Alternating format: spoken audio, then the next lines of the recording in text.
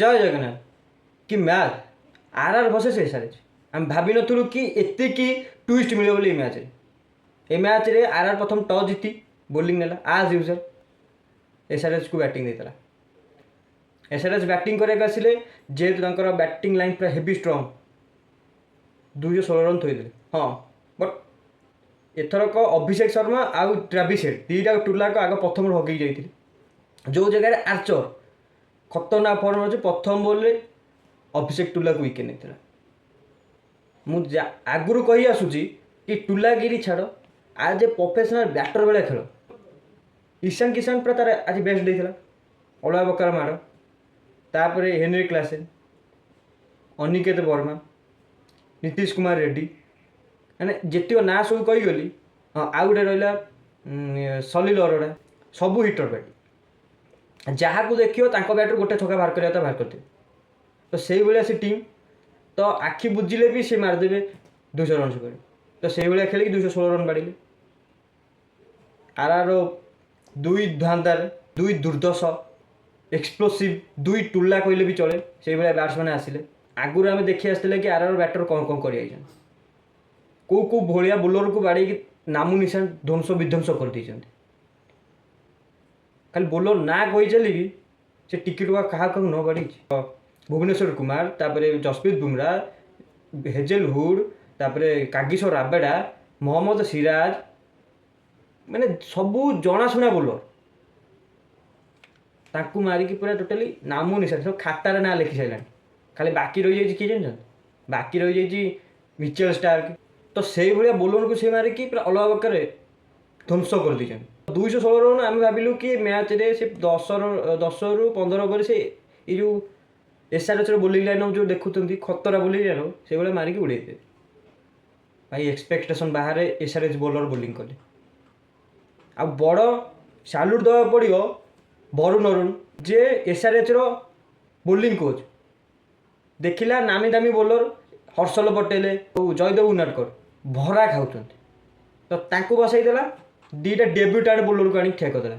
ଆଉ ଡେବ୍ୟୁରେ ଯେଉଁ ଖତରନାକ ପ୍ରଦର୍ଶନ ଦେଲେ, ଗୋଟିଏ ହେଉଛି ପ୍ରଫୁଲ୍ଲ ହିଙ୍ଗେ, ଆଉ ଗୋଟେ ହେଉଛି ସାକିବ ହୁସେନ। ତ ପ୍ରଫୁଲ୍ଲ ହିଙ୍ଗେ ଯିଏ ପ୍ରଥମ ବୋଲିଂ କରିବାକୁ ଆସିଲା ଫାଷ୍ଟ ଓଭର, ଆଉ ରେକର୍ଡ ସେଟ୍ କରିଦେଲା। 18 ବର୍ଷର ଗୋଟେ ରେକର୍ଡ ସେଟ୍ କରିଦେଲା। ପ୍ରଥମ ଓଭରରେ ଆଇପିଏଲ୍ ହିଷ୍ଟ୍ରିରେ କେହି 3ଟା ୱିକେଟ୍ ନେଇନଥିଲେ। ସେ 3ଟା ୱିକେଟ୍ ନେଇକି ଟୋଟାଲ୍ ଆର୍ର ବ୍ୟାଟିଂ ଲାଇନ୍ଟାକୁ ପୁରା ଧ୍ୱଂସ କରିଦେଲା। ପ୍ଲସ୍ ଟୋଟାଲ୍ ପ୍ରଥମରୁ ଜଣେଇଦେଲା ଆଜି ମ୍ୟାଚ୍ଟା ଆମର। ଆଉ ମୁଁ ଆଗରୁ କହିଛି ସବୁବେଳେ ଟୁଲାଗିରି ବି ଚଳିବନି। ଭୈଭବ ସୂର୍ଯ୍ୟବଂଶୀ ସବୁବେଳେ ଟୁଲାଗିରି ଦେଖେଇବେ। ତାର ୱିକ୍ ପଏଣ୍ଟ ଆଜି ଗୋଟେ ବାହାରିଲା, ବାଉଁଶର ମିଳିବ ଦେହ ସିଧା ବେକ ସାଇଟ୍, ଆଉ ଟିକେ ଘରକୁ ଗଲା ସେଇ ବଲ୍ରେ।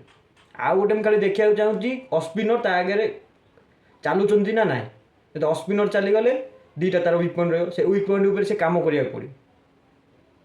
ତ ଯେହେତୁ ଆରର ପ୍ରଥମ ଓଭର 3ଟା ୱିକେଟ୍ ଗଲା, ତ କ୍ୟାପ୍ଟେନ୍ ଏଠି ରିୟାନ୍ ପରାଗ ଆସିକି ସମ୍ଭାଳିବା କଥା। 216 ରନ୍ ଅଛି, ବଟ୍ ତୁମକୁ ସମ୍ଭାଳିବାର କଥା। ବ୍ୟାଟିଂ ପିଚ୍, ଲାଷ୍ଟ 4 ଓଭର 5 ଓଭରରେ 70 ରନ୍ ହେଇଯିବ। ବଟ୍ ତର ହେଇକି 9 ରନ୍ରେ 5ଟା ୱିକେଟ୍।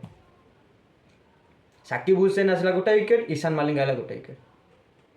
9 ରନ୍ରେ 5ଟା ୱିକେଟ୍। ତାପରେ ଆସିଫ ଖାନଙ୍କର ଯେଉଁ ଜୋସ୍, ଆଜି 20 ରନ୍ରେ ଅଲ୍ ଆଉଟ୍ ହେଲେ।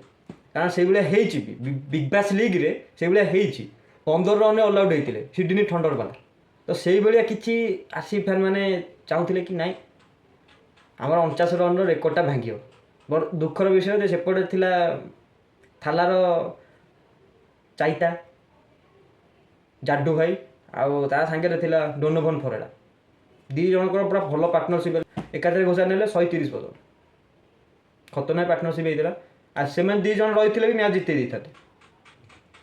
ବଟ୍ ସାକିବ ହୁସେନ ଯେଉଁ କହୁଛି, ସେ ହିଁ 2 ଜଣଙ୍କର ୱିକେଟ୍ ନେଇଗଲା। ସେଇ ଗୋଟେ ଇମ୍ପାକ୍ଟ ପକାଇଦେଲା, ଯାହାଫଳରେ ଆର୍ ହାରିଲା ମ୍ୟାଚ୍। ବଟ୍ ରାଜସ୍ଥାନ ରୟାଲ୍ସ ସମସ୍ତେ ଭାବୁଥିଲେ ତାଙ୍କ ଟପ୍ ଅର୍ଡ଼ର ଖେଳୁଥିଲେ, ମିଡ୍ ଅର୍ଡ଼ର ଖେଳି ପାରିବେ କି ନାହିଁ। ମିଡ୍ ଅର୍ଡ଼ର ଖେଳିକି ଦେଖେଇଦେଲା ରବୀନ୍ଦ୍ର ଜାଡେଜା ଆଉ ଡୋନୋଭନ୍ ଫରେଡ଼ା। ଯେଉଁ ଜାଗାରେ 9 ରନ୍ରେ 5ଟା ୱିକେଟ୍ ଯାଇଥିଲା, ସେ ଜାଗାରୁ ବାହାର କରିକି ଆଣିକି 130 ରନ୍ରେ ଥୋଇବା ଇଜି କଥା ନୁହେଁ। ଆଉ 130 ଆଣିକି ଥୋଇଥିଲେ, ଲାଷ୍ଟକୁ ୱିକେଟ୍ ଯାଇ 159ରେ ଅଲ୍ ଆଉଟ୍ ହେଲେ। ତଥାପି ଆମେ ଭାବୁନୁ କି ଆର୍ ତାଙ୍କୁ ବେଷ୍ଟ ଦେଇଛି। ତାଙ୍କର ଯେମିତିଆ ବ୍ୟାଟ୍ସମ୍ୟାନ୍ ଅଛନ୍ତି, ସବୁ ନୂଆ ନବେଲା ବ୍ୟାଟ୍ସମ୍ୟାନ୍ ରକ୍ତ ଗରମ ବ୍ୟାଟ୍ସମ୍ୟାନ୍ ଅଲଗା ପ୍ରକାର ମାରିବେ 180 190 ରନ୍ ହେଇଥାନ୍ତା ବଟ୍ ଯେତିକି ଖେଳିଛନ୍ତି ବହୁତ ବଢ଼ିଆ ଖେଳିଲେ ଆଉ ବଡ଼ ସାଲ୍ୟୁଟ୍ ଯାଉଛି ଡେବ୍ୟୁଟାଣ୍ଟ ବୋଲର ପ୍ରଫୁଲ୍ଲ ହିଙ୍ଗେ ଆଉ ସାକିବ ହୁସେନକୁ କି ବୋଲିଂ ପ୍ରଫୁଲ୍ଲ ହିଙ୍ଗର ଯେଉଁ ସ୍କିଟ୍ ବୋଲ୍ ପୁରା ଛାତି ସାଇଡ୍ ବଲ୍ଟା ଏଥର ହଇରାଣ କରିବ ଦେଖିବ ମାନେ ଅଲଗା ଯେତିକ ସବୁ ଟିମ୍ ରହିଲେ ତାଙ୍କ ସମସ୍ତଙ୍କୁ ହଇରାଣ କରିବ ତ ଏଇ ସହିତ ହାଇଦ୍ରାବାଦ ପୁରା ବଡ଼ ମାର୍ଜିନରେ ଜିତିଲା ରାଜସ୍ଥାନ ରୟାଲ ଠାରୁ तो ये थिला आजिकार वीडियो जदि वीडियोटा भल लगी लाइक शेयर करदेवे आउ चैनल टी सब्सक्राइब करदेवे जय जगन्नाथ।